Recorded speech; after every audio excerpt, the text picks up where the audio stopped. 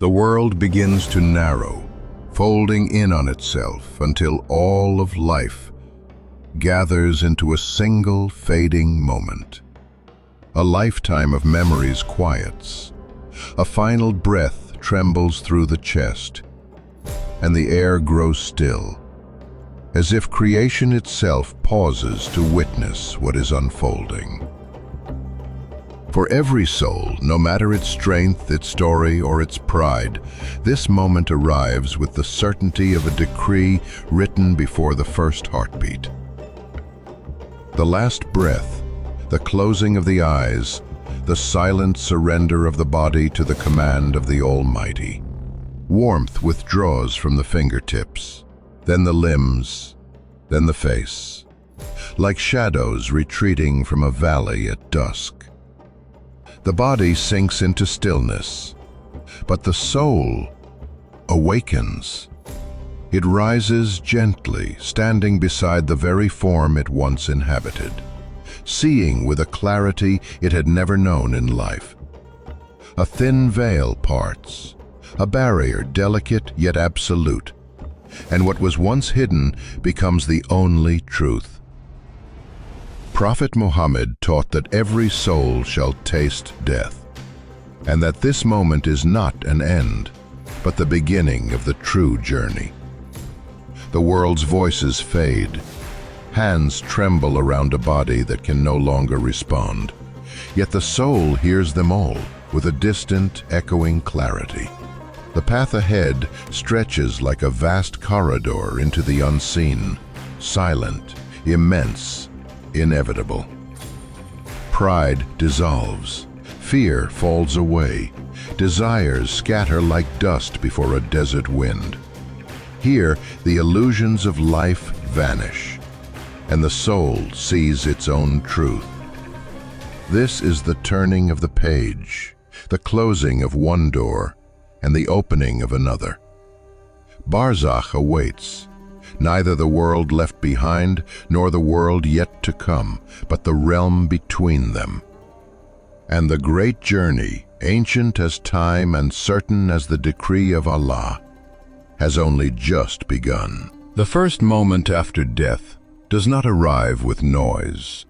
It descends with a weight that settles over the body like the closing of a final curtain. The soul, newly freed, begins to feel a pull, a gentle rising from the feet, toward the legs, toward the chest, toward the throat, exactly as the ancient descriptions foretold. The struggle between the body and the departing soul is unlike anything in the living world. For the believer, it unfolds with a softness written by mercy. As smoothly as water flowing from a jug, the soul parts from the form it once animated. Light gathers around it, and the first faces it sees are faces of peace, angels who have waited a lifetime to greet it. But for those who lived in rebellion and rejection, the departure is not gentle. It is an unraveling, a tearing. The soul clings to the body as a thorny branch clings to wet wool, and every nerve feels the pull. Every unseen knot tightens. Every refusal of the heart echoes in the final separation.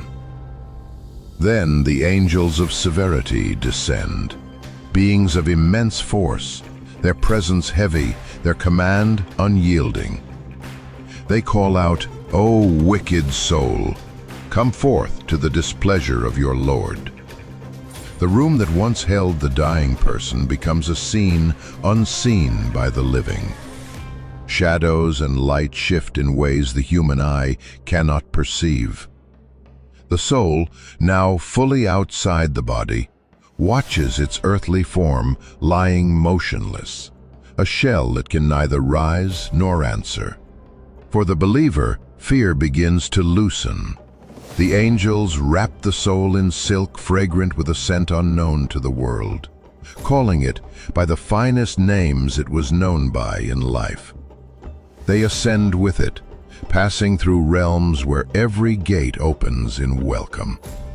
Peace surrounds it, like dawn spreading across a silent horizon. But the sinner's soul trembles. It is seized harshly, bound within a coarse cloth, carrying a stench more foul than decay. As it is lifted toward the heavens, every group of angels asks, "Whose filthy soul is this?" And the gates above remain shut, one after another, until the soul is cast down to the earth once more. Thus begins the first separation. The body remains among those who loved it, but the soul has crossed into a realm where truth allows no disguise. Everything lived, everything chosen, everything believed stands in full clarity before the command of Allah. And with this awakening, the journey into Barzakh deepens, a world where every intention finds its echo, and every heart meets what it sent forward. The soul has left the body, but its journey has only begun. What unfolds now is a path the living cannot witness, a path described by Prophet Muhammad in words that echo through every age. The soul of the believer is welcomed by angels, whose faces shine like dawn. Their presence eases every fear, and their voices carry a mercy that settles upon the heart like gentle rain. They call out, "O pure soul, come forth to the pleasure of your Lord." Wrapped in silk, perfumed with scents not found in this world, the soul rises through the unseen skies as the angels recite its finest names, the names by which it was remembered in goodness on earth. Every group of angels along the path asks, "Whose beautiful soul is this?" And the reply flows like praise carried by light. Gate after gate opens. The first heaven, then the second, then the third, until the soul reaches the highest realm written for it. There, the record of the righteous is inscribed, honored among the companions of truth. Then a command descends, gentle yet absolute. "Return my servant to the earth. From it I created them, to it I return them, and from it I shall raise them once again." But for the soul that denied its Lord, the ascent becomes a climb burdened by dread. It is seized harshly, wrapped in coarse fabric, rougher than any stone, and carried upward with a weight of regret that tightens like chains. The angels at each gate recoil from its stench, a stench described in the teachings as more repulsive than any rot of the earth. When asked, "Whose filthy soul is this?" its name is spoken with disgrace, the very name it carried in pride during life. Then the first gate refuses to open. The decree is clear. The gates of heaven will never open for those who denied the signs of Allah and were arrogant. The soul is cast downward, falling like a stone hurled from the sky, until it is returned to the earth in humiliation, its record written in Sijin, the lowest place of confinement. Two destinies, two journeys, one for the soul adorned with faith, and one for the soul veiled in darkness. And both return to the world they have left, not to rejoin their bodies, but to witness the next stage of their decree. Thus begins the descent, and the soul prepares to face what awaits in the grave. The questions, the unveiling, and the truth that can no longer be escaped. The soul remains near the body it once inhabited, watching as the living gather in silence, some with trembling hearts, others with distant eyes, each carrying their own measure of love, regret, or duty. To the living, the body appears still, but to the soul, everything is alive with meaning. It watches hands lifting its lifeless form onto the washing board, as water is poured gently, running across skin that no longer feels its touch. Yet the soul senses every motion, every drop, every intention behind it. The prophet taught that the dead feel the washing of their bodies in ways the living cannot imagine. And so the soul observes, hearing the whispered prayers, feeling the careful turning of the limbs, witnessing the final act of mercy the living can offer. Then comes the shroud, plain, white, seamless, the simplest garment in existence, yet the most meaningful. All the clothes once worn with pride, all the ornaments once taken as symbols of status, now fade from memory. Only this cloth remains, wrapping the body like a final reminder of humility. The funeral prayer begins. Rows form, hands rise, voices soften. A lifetime is summarized in a single dua. The soul stands close, feeling every supplication that is offered, every heart that trembles with sincerity. And it knows these prayers will follow it into the realm beyond. Then the journey to the grave. The earth waits, cold, narrow, dark. Yet it is the doorway, written by the decree of Allah. The coffin is lowered, ropes slide, hands release their grip. The soul hears footsteps shifting on gravel, voices fading into the distance, until silence settles like dust over the grave. Last night the soul slept in a warm bed. Tonight, it rests beneath earth and stone. The world continues above, yet here, a new chapter begins, alone beneath the soil. This final handful of dirt falls. The last light disappears. The grave closes, sealing the body within it, and the soul feels the weight of separation, not as despair, but as the undeniable truth of its new existence. Soon the grave will shift. Soon the unseen will descend. Soon, the questions that every human being must face will echo through this narrow chamber. Thus ends the funeral, and begins the confrontation with the unseen, the arrival of Munkar and Nakir. The earth settles, silence thickens. The darkness of the grave presses in from every side, not with malice, but with the weight of a world unseen. Then the grave trembles. Its walls shift. A force moves through the earth like a storm passing beneath the soil. Two beings descend, not spirits, not shadows, but angels created for this moment alone. Munkar and Nakir. Their presence fills the chamber with an awe no human heart has ever known. Their eyes blaze like streaks of lightning. Their voices carry the depth of thunder, and their stature towers over the narrow grave. They do not smile. They do not soften. They arrive with the authority of a divine command. The soul feels fear unlike any fear of the world. Even mountains would crumble under the weight of this encounter.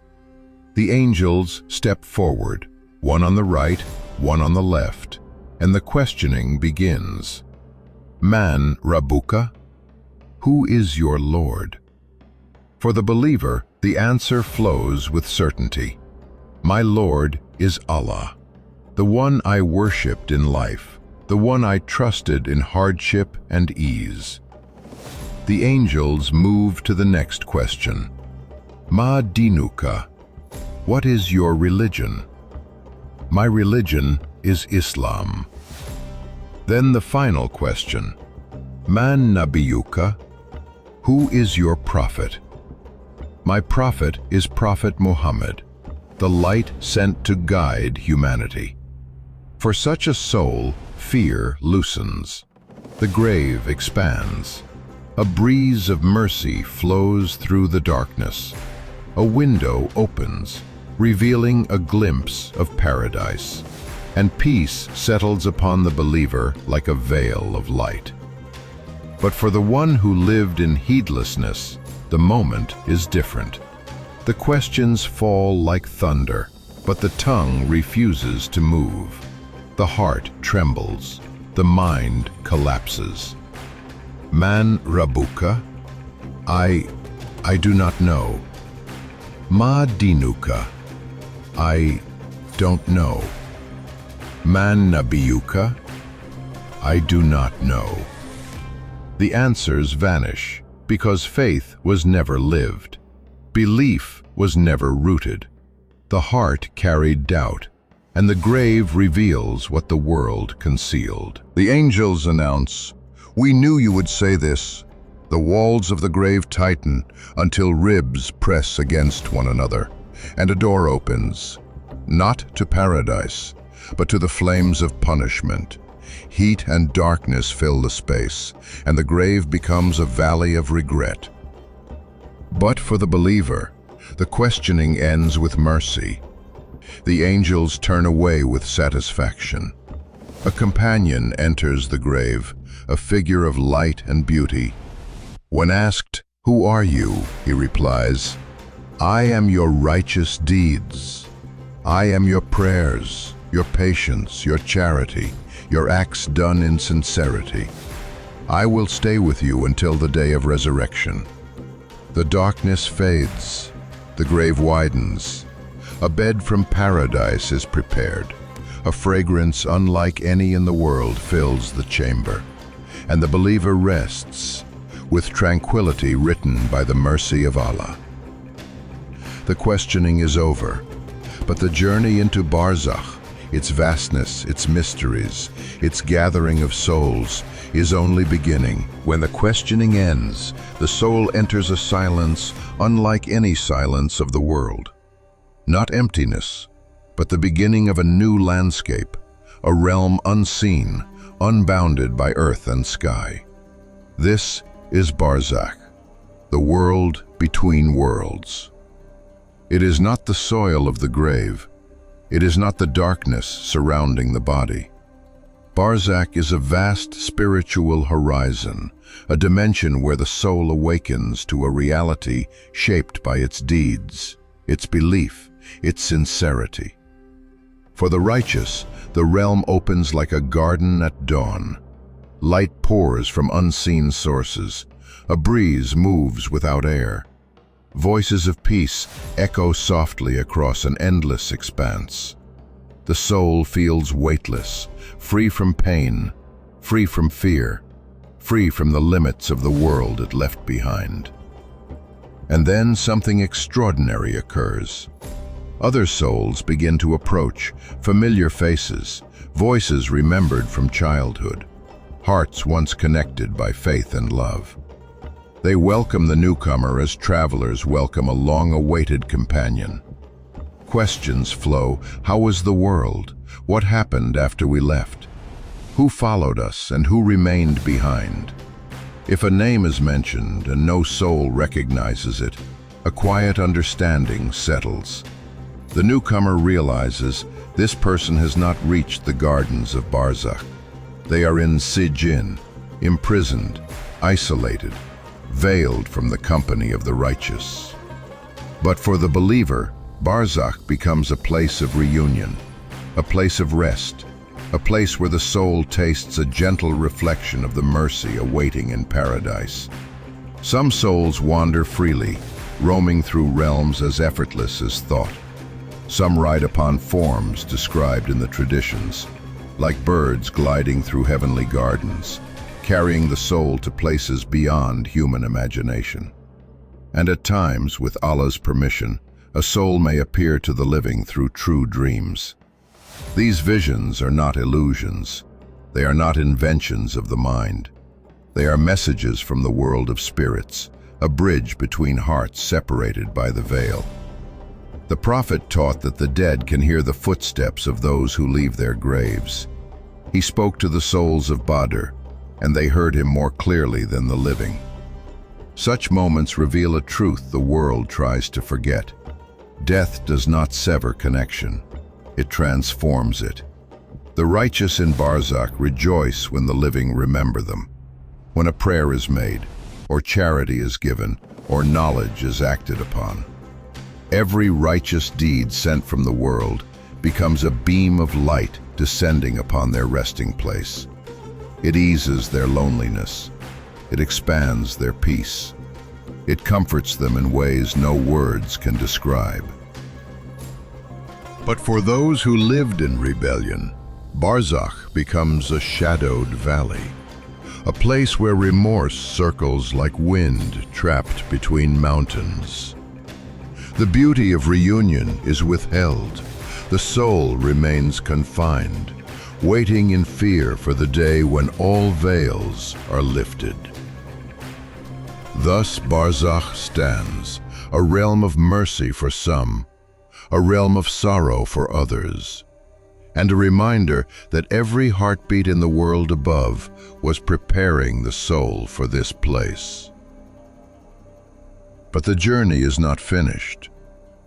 Time in Barzakh flows differently, carrying the soul closer to the awakening that no spirit can avoid.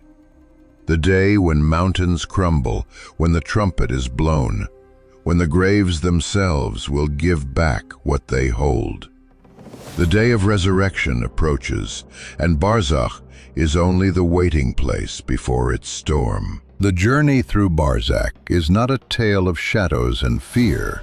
It is a mirror that reflects the truth of every soul, polished by every choice made in the living world. In life, time felt abundant. Days passed like shifting sand. Years unfolded like familiar seasons. But here, in the stillness beneath the earth, the soul understands what the world had concealed, that every breath was a seed planted for this moment. For the believer, the grave becomes a garden, a resting place lit by mercy, a chamber softened by the prayers of the living and the deeds carried forward in sincerity. Every act of kindness, every moment of patience, every whisper of remembrance, they gather here as companions. They sit beside the soul, comforting it until the final trumpet is sounded. But for the one who turned away from the truth, the grave becomes a valley of regret. The wealth once hoarded belongs to others now. The time once wasted cannot be reclaimed, and the soul is left to face the echoes of choices it refused to change. The world above continues its rotation. Cities glow, children laugh, hearts break, lives begin and end, all unaware of the countless souls resting beneath their feet. Yet each of those souls listens. Each awaits. Each knows that the next stage is nearing. The days in Barzakh pass like moments. The nights blur into silence. Time moves in ways the living cannot comprehend, carrying every soul, righteous or rebellious, toward the same horizon. And then a tremor will ripple through the unseen. A sound unlike any sound ever known will rise, shaking the heavens and the earth. It will mark the end of waiting, the awakening from every grave, the gathering of all creation before the Lord of all realms. But until that day arrives, Barzakh is the reminder that life was never about how long it lasted, but how it was lived. A reminder that every step taken in sincerity becomes a light in the grave, and every deed done in heedlessness becomes a shadow upon the soul. So return to Allah while breath still moves within you. Seek forgiveness while the door of mercy remains open. Walk gently in this world, for you will walk its earth again, not with your feet, but as a soul carried to its resting place. And know this truth: when the world falls silent and the final breath has passed, the journey does not end, it begins.